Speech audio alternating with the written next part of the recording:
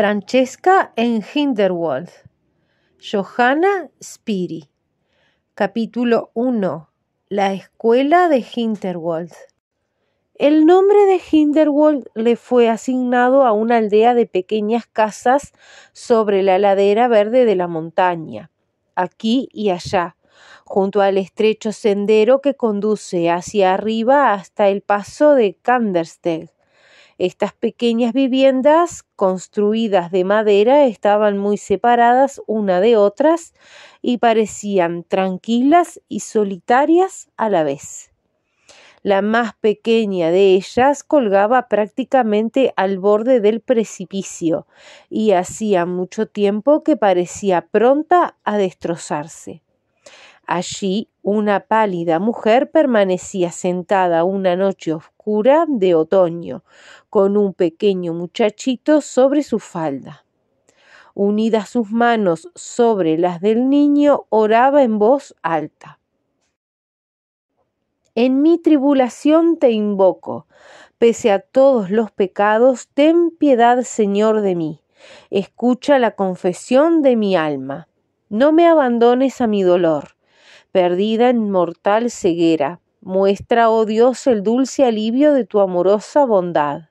Dame solo un rayo de esperanza para disipar mi angustia, que en la noche en que camino a ciegas surja una alegre mañana. Se puso de pie entonces y condujo al pequeño hacia su miserable lecho, el cual estaba ubicado tan cerca del suyo que el chico podía pasar fácilmente del uno al otro. La mujer estaba ya tan débil que apenas pudo ayudar al niño para que trepara, y muy pocos días después cesó de sufrir. Entonces se la llevaron en un carro muy pobre hacia la villa, donde habría de ser enterrada. Detrás del carro marchó un hombre de rústica apariencia, vestido de negro con una larga levita raída que colgaba suelta desde sus hombros. Aquel hombre era conocido en la región por el nombre de clérigo Hannes.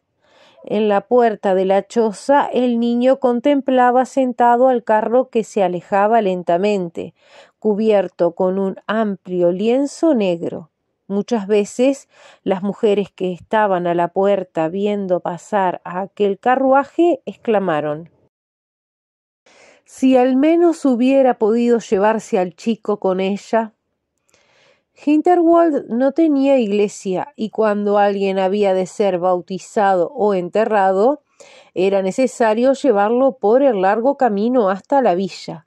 También, cuando alguno de los habitantes de la aldea deseaba asistir a un servicio religioso, no tenía más remedio que cubrir la gran distancia. Y para los que vivían sobre los altos picos de los Alpes, el viaje era tan largo que muy rara vez lo hacían. En invierno, cuando la nieve llegaba a la altura de las ventanas en las pequeñas casas, resultaba dificultoso aún para los hombres de mayor vigor el alcanzar las poblaciones más bajas. Era, por lo tanto, completamente imposible enviar a los chicos a la escuela de la villa durante la época de los fríos. Por otra parte, como en verano las actividades de la escuela eran suspendidas, los niños de Hindelwald no recibieron instrucción en los primeros años en que el sitio fue poblándose. Por último, sin embargo, los padres que habitaban en la pequeña localidad decidieron establecer una escuela por cuenta propia, ya que pensaban que sería un serio inconveniente el día de mañana cuando ninguno de los pobladores de aquel lugar supiera leer y escribir. Con tal propósito, edificaron una pequeña casa de madera, tan pequeña que los bancos tuvieron que ser ubicados muy apretadamente.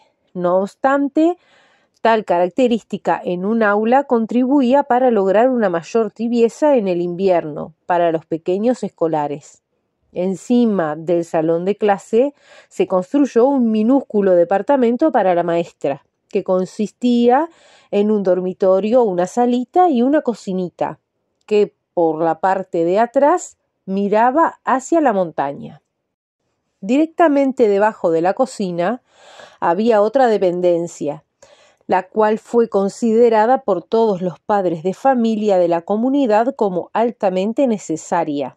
Como no disponía de ventana alguna, era una habitación sumamente oscura y el piso de arcilla la hacía en extremo desagradable.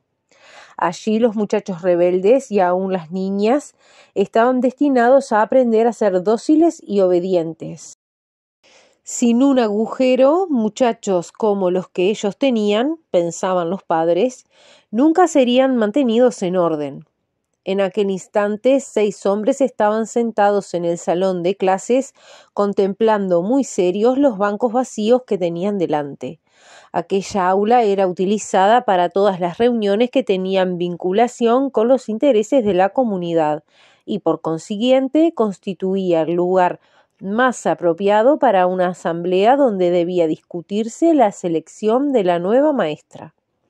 El maestro que había tenido a su cargo la escuela por primera vez y por espacio de 20 años, había muerto un año antes. Ya era viejo cuando iniciara sus tareas, ya que ningún hombre joven había querido aceptar el puesto. Los chicos de aquella región fueron siempre sumamente turbulentos, y dadas las últimas y obligadamente largas vacaciones, se habían puesto tan salvajes que todos los padres clamaban por un nuevo maestro. Hasta el momento, no obstante, sus deseos permanecían insatisfechos. No existían maestros, al parecer, que sirvieran para semejante tarea. Sin embargo, ello no era verdad, ya que había muchos en la profesión y cada año se graduaban nuevos maestros. La dificultad consistía en que ninguno deseaba ir a un sitio tan solitario como Hinterwald. Otros temían a aquel alumnado revoltoso. Pensaban que no habrían de tener paz allí, sino que se verían atormentados hasta la muerte por un montón de bribonzuelos dejados en libertad para mortificarlos. Desgraciadamente, Hinterwald sustentaba una reputación que impedía encontrar un maestro que se animara con ellos. Por último, cuando toda esperanza fue dejada a un lado y ya todos habían decidido enviar a sus chicos a la escuela de la villa, lo que era equivalente a darles una permanente vacación, llegó una solicitud. No era de un maestro, sino de una maestra. Era día domingo, el único día en que se reunían, y la carta llegó durante la semana anterior. La palabra fue concedida en primer término al vigilante, un personaje común a todas las aldeas. Era difícil explicar qué era lo que el hombre vigilaba, pero la gente solía recurrir a él cuando se veía en dificultades de cualquier especie, y él, por su parte, concurría a todas las reuniones comunales cuando había algún tema general en discusión. Después de sacudir en silencio su cabeza varias veces, en tanto que nadie aventuraba una opinión, dijo por fin lentamente: ¿Cómo podría una mujer manejar a nuestros chicos? Hasta nuestras niñas son más revoltosas que los chicos más traviesos de otras poblaciones. Pregunto cómo es posible que una mujer pueda ayudarnos. Será mejor que nada, dijo pensativamente el hombre conocido como Obermetzler, vecino del vigilante. Eso es lo que yo pienso también, coincidió otro. Por lo menos sabrá leer y escribir, que es lo que importa. Yo también estoy de acuerdo con ellos, dijo el que estaba al lado. Supongo que podrá mantener la disciplina con el auxilio del agujero de corrección, dijo otro hombre de nombre Metzler, que vivía junto al arroyo. Como sus 3 hijos eran muy por encima de los demás, los más revoltosos, aquel aspecto de la escuela lo llenaba de satisfacción. Allí los muchachos habrían de ser domesticados sin necesidad de que él tuviera que estarles con la mano encima. Al menos podríamos probar, intervino el último de los 6. y en el caso de que no sirva, supongo que podremos librarnos de la mujercita sin llegar a hacer uso de la fuerza. Esta idea convenció finalmente a todos y se acordó recomendar la maestra a los otros 3 miembros de la comunidad. Ahora debemos discutir qué es lo que vamos a hacer con el hijo de Head Hans. Comenzó nuevamente el vigilante, agregando que uno por uno debían ir exponiendo lo que habían pensado. Todos los hombres dieron la misma respuesta. Pese a todos los esfuerzos realizados para encontrar un hogar permanente para el muchacho, nadie quería hacerse cargo de él. Todas las familias habían sido requeridas para que se hicieran cargo del chico, pero ninguna aceptó, no obstante el aumento de la cuota ofrecida por su pensión. Algunos habían dicho que ya sus chicos eran bastante malos de por sí como para agregar un nuevo problema a la familia y hacerlos peor de lo que eran. Otros pensaban que el niño no tenía más que embrollos en la cabeza y podía hasta llegar a pegar fuego a la casa donde viviera. Era bien sabido que el muchacho no solamente vagabundeaba durante todo el día, sino que desaparecía por las noches y nadie sabía a dónde se refugiaba. Esto parecía tan sospechoso que mucha gente llegó a creer al niño más peligroso que el padre, ya que éste estaba tan derrengado que no le quedaban muchas fuerzas para dar cumplimiento a sus malignas amenazas. Por su parte, el muchachito de 11 años, si bien no parecía tener tan malas intenciones, en cambio cada vez se hacía más fuerte físicamente. Si tal es el estado de los asuntos, dijo el vigilante, solamente nos queda un camino. El muchacho debe obtener sus alimentos una vez aquí y otra vez allí, teniendo que trabajar en cada lugar en que se lo alimente. Se entiende que nadie se enriquecerá por lo que se refiera al mantenimiento del chico y que la carga quedará así dividida. La comunidad puede obtener una pequeña ganancia mediante este arreglo. ¿Y dónde dormirá?, gruñó Hunter Metzler. La obligación de hacerse cargo del niño cada tantas semanas sin ser retribuido no le hacía la menor gracia. Y este fue un nuevo y serio problema, donde podría encontrarse un lugar a propósito. El preparar un diferente alojamiento para el muchacho todas las noches era una carga demasiado pesada como para discutirla. Por otra parte, semejante arreglo daría alas al muchacho para vagabundear a más y mejor. Por lo demás, a mucha gente no le gustaría albergar por la noche al chico. Pero Hunter Metzler tuvo una idea. Sobre su establo para las cabras, que no estaba, como en casi todos los demás edificados cerca de la casa, había un desván donde se guardaba la paja para los animales. El almacenamiento allí nunca era excesivo y resultaría fácil preparar una cama allí para el muchacho.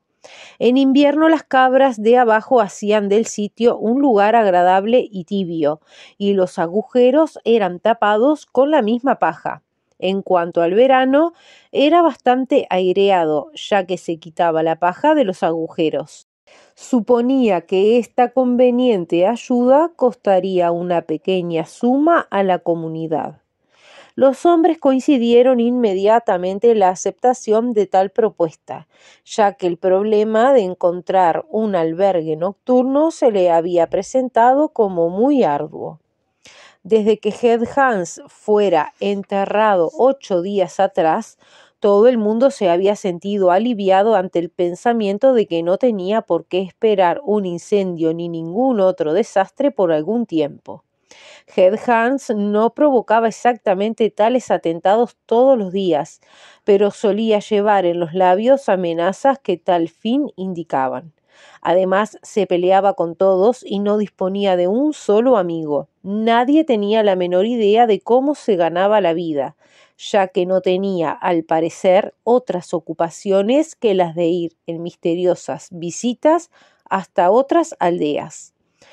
Cuando alguien le preguntaba a dónde iba, respondía que tenía que atender sus asuntos, y en cada oportunidad en que volvía a aparecer a la puerta de su choza, traía un aspecto más abandonado y astroso que antes. En los últimos tiempos la gente estaba tan asustada con sus amenazas que procuraba no cruzarse en su camino ni preguntarle nada, aunque se morían de ganas. Se limitaban a sentir lástima de la pálida esposa que había perdido cuando el niño contaba escasamente 5 años. Nunca se había quejado la pobre mujer, a pesar de que todos calculaban que tenía muchísimo de qué quejarse. Cuando se hablaba de ellos, alguien terminaba diciendo: si ella hubiese vivido, las cosas habrían sido distintas con el chico, pero era demasiado frágil para resistir a semejante hombre. Nadie podía olvidarse de la maravilla que eran las hermosas flores que siempre la mujer lucía en las ventanas de su casa. Por lo visto, las flores le habían proporcionado gran placer. Tampoco había quien se explicara cómo era que el chico crecía fuerte sin el menor cuidado. Nadie se le acercaba por miedo a su padre. Poco tiempo atrás, Head Hans había regresado de uno de sus viajes de negocios y se sintió muy mal, por lo que no pudo levantarse de la cama a la mañana siguiente. El hombre enfermó, mandó a su chico en busca de un médico a la villa, lo que significaba un largo viaje, ya que en la villa más próxima no había médico. Cuando el médico llegó al día siguiente, quiso saber cómo había hecho el enfermo para romperse varias costillas, además de haber recibido una curiosa herida. Head Hans se asustó, pensando que el médico no lo auxiliaría a menos que le respondiera, y entonces le dijo cómo habían sido las cosas, algo que no habría hecho en otras circunstancias. Dijo que había trepado a las montañas, pasando al otro lado, con una pesada carga sobre las espaldas, y que en el momento en que se le ocurrió apoyar el bulto para descansar, había pisado mal, cayendo entre las rocas. Sí, y supongo que siguió a eso un disparo de un guarda aduanero, añadió el médico secamente. Esto no le habría sucedido si eligiera usted para traer sus provisiones el camino legal. Habría usted evitado la caída también. Su contrabando le costará a usted muy caro y creo que se arrepentirá de haber emprendido semejantes negocios. Y así fue. Pocos días después, Head Hans murió en medio de grandes dolores como consecuencia de su caída. El médico no guardó reserva del asunto y el hijo del hombre muerto fue mirado desde entonces con mayor sospecha que nunca.